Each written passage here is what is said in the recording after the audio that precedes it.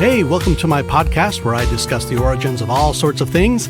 I'm your host, Danny Payne, and this is On the Origin of Everything. A quick heads up before I get started. There's some mention of suicide in this episode, nothing more than a few sentences, but I felt it was important to include this trigger warning anyway.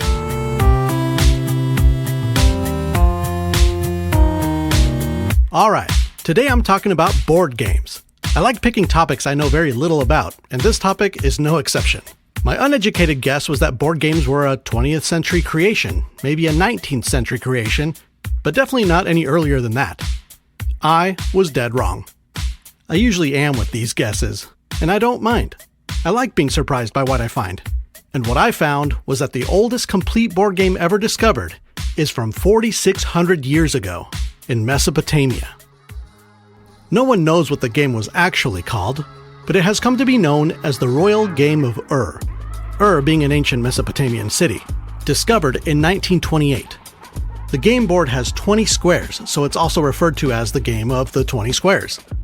One end has 2 rows of 3, the other end has 4 rows of 3, and each end is connected by 2 squares.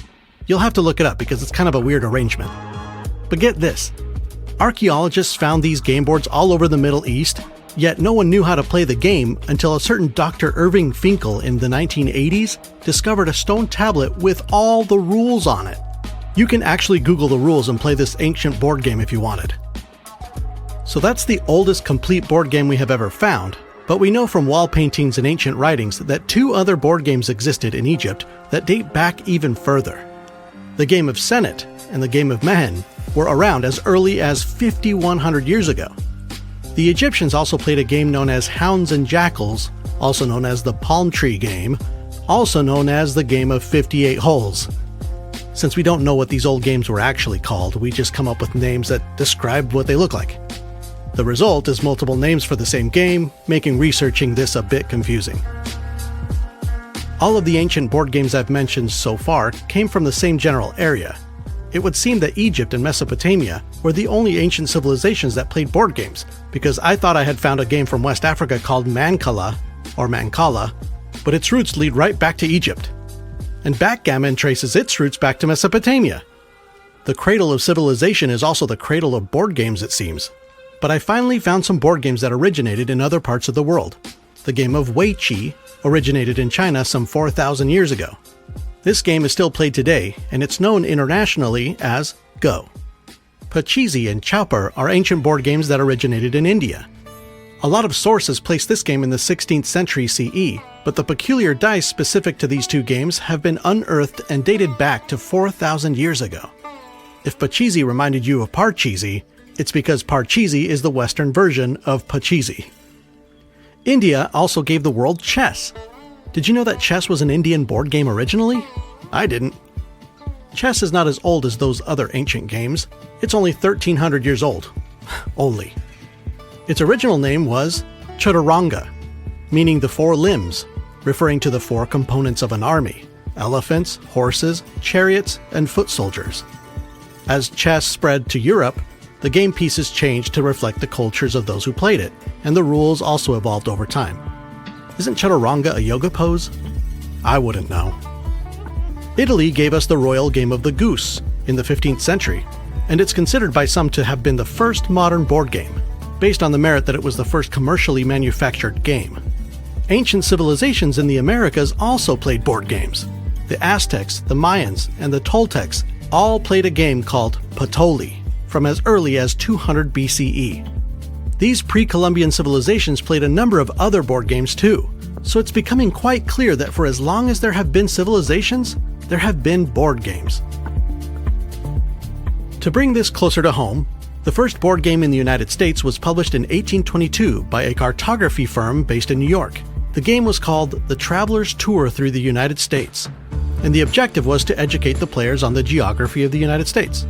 You would spin a teetotum, which is a spinning top like a dreidel, and you would move your piece the number of spaces the teetotum produced. But in order to advance your piece, you'd have to first answer a question about that space, like the capital of the state or the population. The first person to reach New Orleans won. Seems like an odd finish line, but that's because there were only 24 states at the time. and Louisiana was at the western edge of the United States. I found one of these games on eBay selling for $2,000. Oh, I'm sorry. Did I say $2,000? I meant $20,000. So that was the first board game in America. But out of Salem, Massachusetts came an influential game called The Mansion of Happiness. It was an English game that was adapted for a Protestant American audience in 1843 by Anne Abbott, the daughter of a clergyman. If you were given the assignment to create a board game that the Puritans might have played, you'd come up with something like this. The full title of the game board was The Mansion of Happiness, an instructive moral and entertaining amusement. To play it, you would spin a teetotum, again, to get the number of spaces to move your piece, and the spaces were labeled with different virtues or vices. Landing on a virtue allowed you to move your piece 6 more spaces, while landing on a vice sent you backwards. The objective was to reach the final space labeled the Mansion of Happiness, obviously representing heaven. Let me read you the different spaces you could land on. For the virtue spaces, there was justice, piety, honesty, temperance, gratitude, prudence, truth, chastity, sincerity, humility, industry, charity, humanity, and generosity.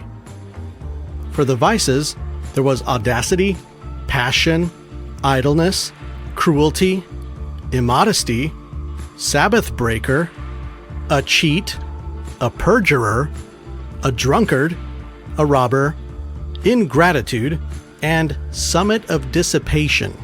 That one threw me, but I found out that dissipation was a common religious term used in the 18th and 19th century, referring to overindulgence and moral decay. There were also penalty spaces like the jail space in Monopoly. These were poverty, prison, ruin, the whipping post, the pillory, that's the wooden planks with the holes for your head and hands, the stocks, that's the same thing but for your feet, and there was a space that just said the water. What type of punishment are we talking about there? Well, I found an excerpt from the rules. Whoever gets into a passion must be taken to the water and have a ducking to cool him. So, taking a cold shower, got it. The water space is near the beginning of the game, so if you land on passion, it's a pretty big penalty. This puritanical board game, as I'm choosing to call it, made its way into the hands of a young man named Milton Bradley. Recognize the name? I always thought Milton Bradley were 2 last names, like Baskin Robbins or Fisher Price. But nope. Anyway, Milton Bradley had been working as a lithographer, which is a way to make high-quality prints of illustrations. A similar effect of a printing press or a screen printer, but different. Just look up lithograph if you're curious. Business wasn't going well for Milton, partly due to having printed a bunch of posters of Abraham Lincoln right before growing his iconic beard, turning his once desirable beardless Lincoln posters into dead inventory almost overnight.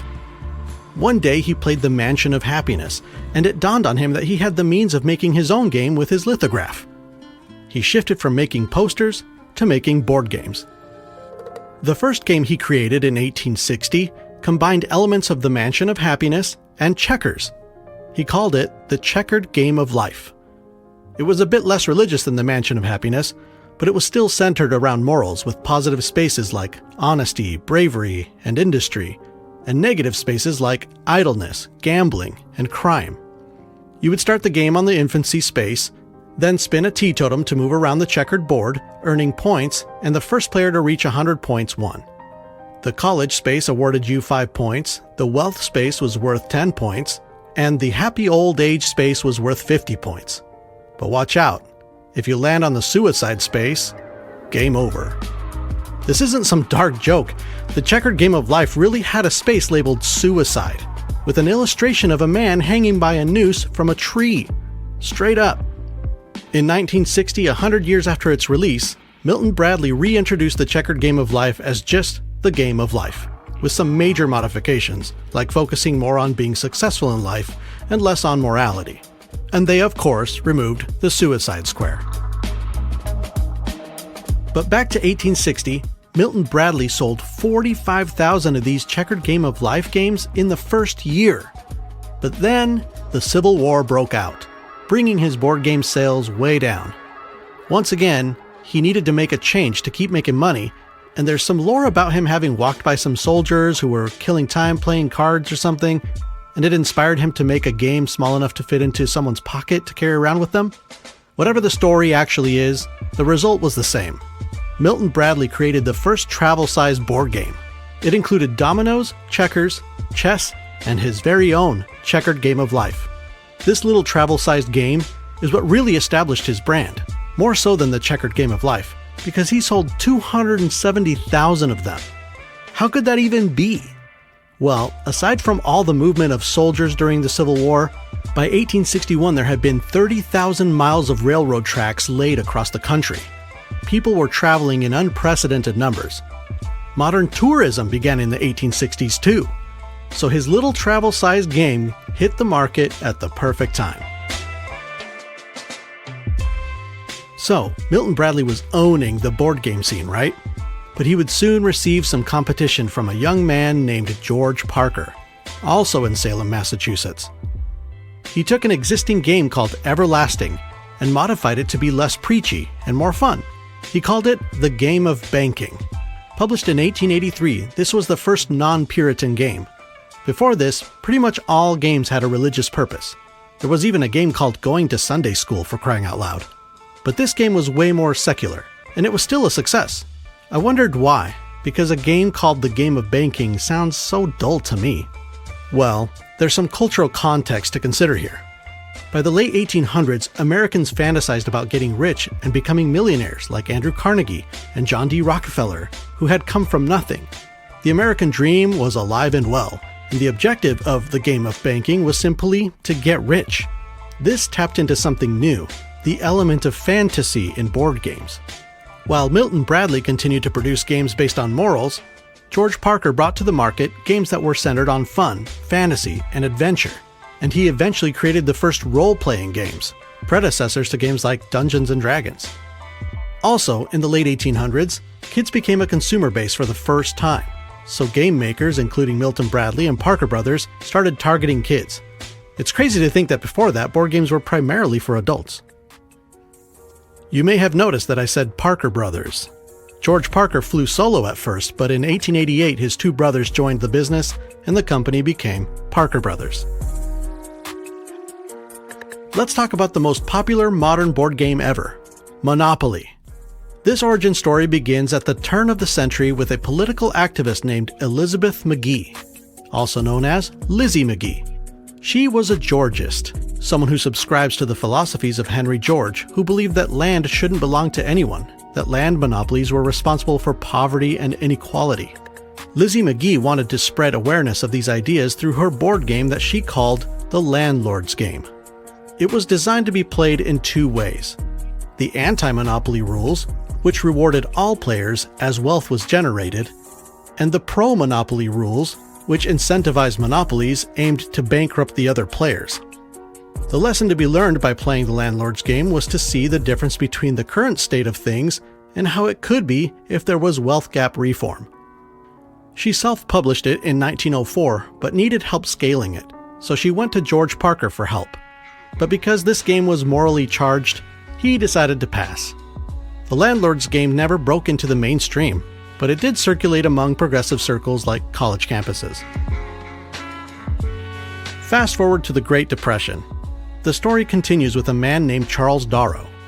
Like many Americans during the 1930s, he was struggling financially, out of work, and to pass the time he began to work on a board game that he called Monopoly, which resembled the Landlord Game's pro-monopoly rules. He pitched it to Milton Bradley, who passed, and he pitched it to Parker Brothers, who also passed. Instead of giving up on the whole thing, Charles Darrow took the risk of producing them himself, and managed to get them into department stores, even at Schwartz. This was a make-it-or-break-it moment for Darrow. All of his eggs were in this basket, and the only thing left to do was wait and see if anyone would buy his Monopoly game through the Christmas season, in the middle of the Great Depression. As you may have already guessed, they flew off the shelves. Again, like George Parker's Game of Banking, Monopoly capitalized on the appeal of pretending to get rich. It's that fantasy thing again. These games are really fun. Now, When I read the part about Charles Darrow struggling financially, being out of work, and being bored enough to get creative and make a board game to pass the time, I did a head tilt. That didn't sound right to me. If you've ever had the misfortune of being unemployed, you know that sitting around bored is not something that happens. You're in survival mode, looking for work, being scrappy, doing odd jobs. You're not sitting around bored. You're not in a creative mindset unless what you're creating is potentially going to make you some money. Well, it turns out that I was right. That part about Charles Darrow's story was completely made up. He didn't create the game of Monopoly out of whole cloth. He ripped it off of Lizzie McGee's Landlord's game. He had played the Landlord's game, and when times got tough financially, he saw an opportunity to maybe make a living or a fortune selling his own version of that game. After Monopoly had made a splash, Parker Brothers realized its mistake of having passed on it and made a deal with Charles Darrow to fund the mass production of Monopoly under the Parker Brothers brand in 1935. Now, the game had gone to market before securing a patent, and when Parker Brothers applied for a patent, they were curiously denied. That's when the cat was out of the bag, and Parker Brothers had to find Lizzie McGee in a hurry to persuade her to relinquish the rights to her patent.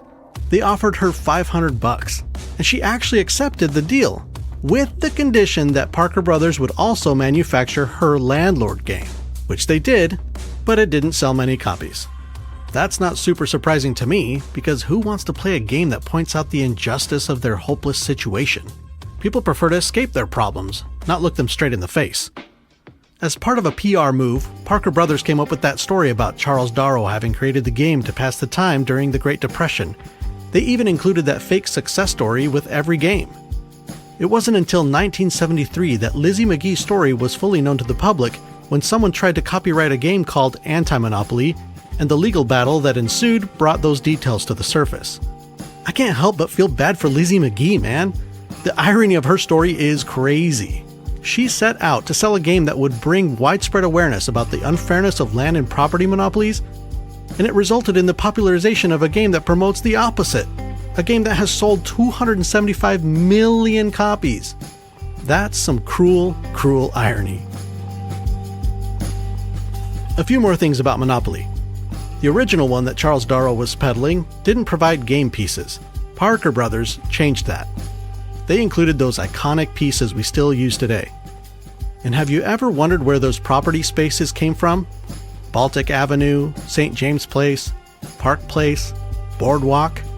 Remember how the Landlord's game continued to circulate in niche markets? Well, there were different versions based on location, and the one that Charles Darrow was playing, the one he copied, came from Atlantic City. If you pull up a map, you'll see that the street names in Atlantic City correspond with all the spaces in Monopoly. So what was the deal with that teetotum thing? Why not just use dice? The early board games in America used teetotums instead of dice, and it was because dice were culturally associated with gambling addictions that led to financial ruin, and among religious circles, dice were linked to vices, idleness, temptation, and even satanic influence. The workaround was those teetotums. Instead of rolling dice, you would spin the teetotum to generate a number. I don't see what the difference is, but to people in the 17th, 18th, and 19th centuries in America, it certainly did make a difference. Face cards were stigmatized the same way dice were, too. Some people avoided playing cards altogether, but others substituted the traditional deck with a custom one that replaced the jack, queen, and king with religious figures or symbols of virtues. Some decks were just numbers and colors. Once again, I don't see how that makes any difference, but it definitely made a difference to them. Now, I grew up in a religious home, and I was always advised to not gamble, like ever. Gambling was on the same level as doing drugs. It was the gateway to ruin, and I recall our family opting to play games like Uno, but never games like poker. I don't think we even owned a deck of cards. It wasn't just our family either. Other families belonging to our church also used rook cards, which are just numbers and colors, to play card games. Now I'm realizing that these stigmas are lingering echoes of the Puritan era. What an unexpected origin to stumble upon. Board games have been a part of our lives since the dawn of civilization, and maybe earlier. They have provided us with way more than just something to do. They have reinforced morals, mirrored societal values, encouraged strategic thinking, and offered a way to escape reality for a moment and get lost in a fun fantasy. But I think the biggest thing they've done for us is that they have facilitated communal bonding. Board games really do bring people together. And that's all on the origin of board games. Stick around for the origin of billiards in part 2 of this episode, coming up right after this.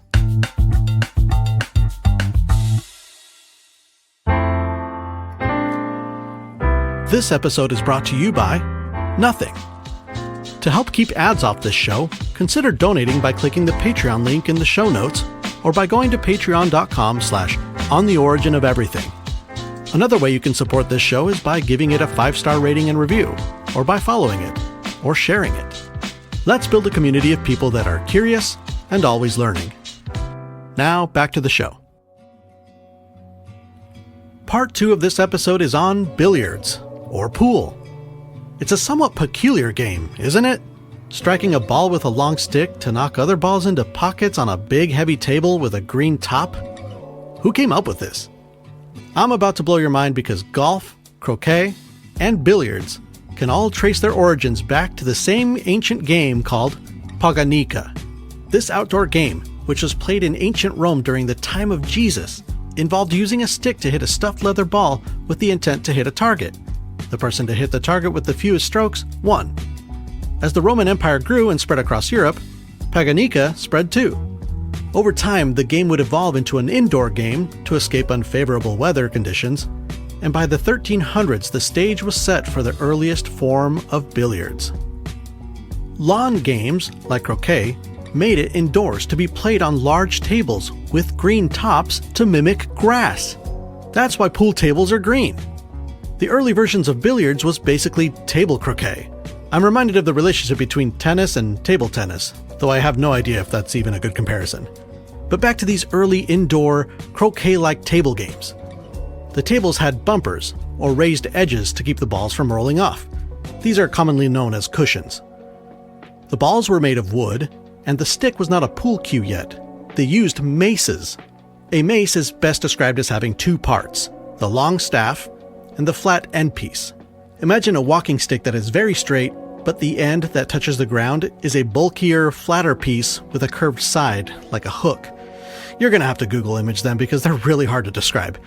The important thing to know is that they did not look like a modern pool cue, and these maces were used to push the balls around, not strike them. The goal was to push balls through arches, like croquet. You might be picturing all of this taking place in a public setting, like a tavern, but you'd be wrong. This indoor table game was played only by nobility. It was even a status symbol to have one of these custom-made ornate tables in the parlor of your estate to entertain guests. And this early form of billiards remained among the elite through the 1400s and the 1500s, being played exclusively in royal courts and castles. But this period laid the foundation for the game we recognize today. This cue sport, as it is classified, began to evolve and standardize through the 1500s with the following changes.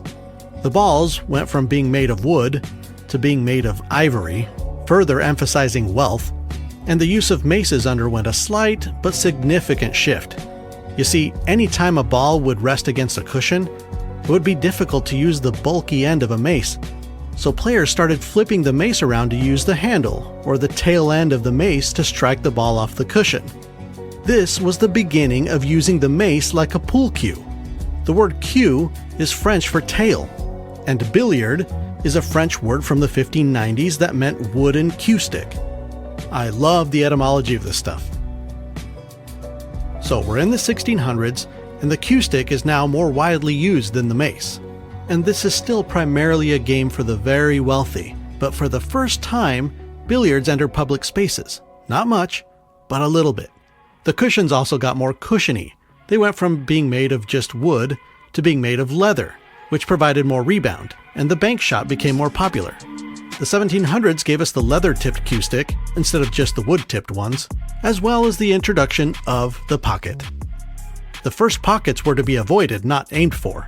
It was also in the 1700s that the first billiard tables appeared in the American colonies, domestically made, not imported, and more they were seen among the lower classes.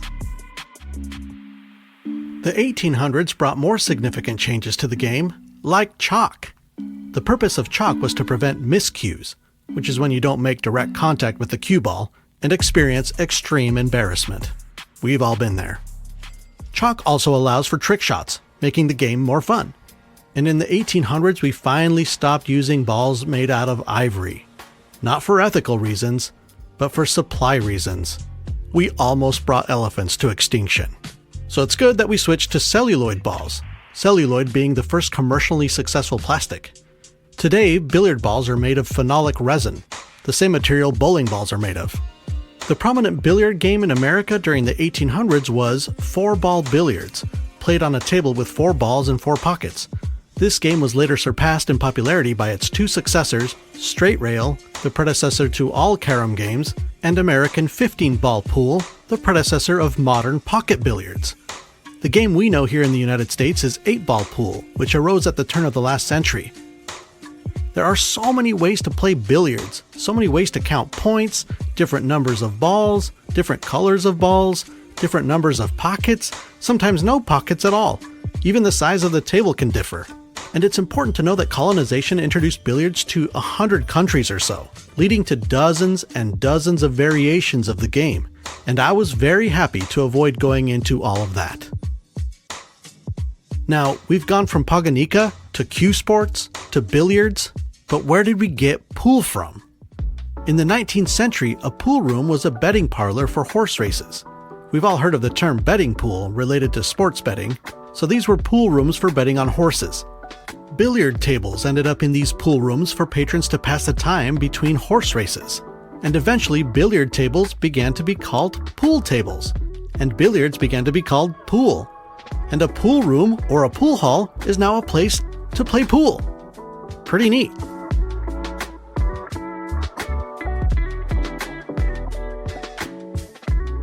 What a journey billiards has taken, from outdoor grasses to indoor tables, and from royal courts and castles to local bars, from being played by kings, queens, and aristocrats, to being played by you and me. I'm absolute trash at pool, but this has inspired me to find opportunities to play more. Pool is always a good time. That wraps it up for today, guys. Another lengthy episode. This was a really fun one for us, and we hope you enjoyed it too. Until next time, so long. Research, music, and production was all done by Jezere Wilson. This podcast is listener-supported, owned and operated by Jez and myself under the On the Origin of Everything LLC in the United States. All rights reserved. We can be reached via email at info@ontheoriginpod.com.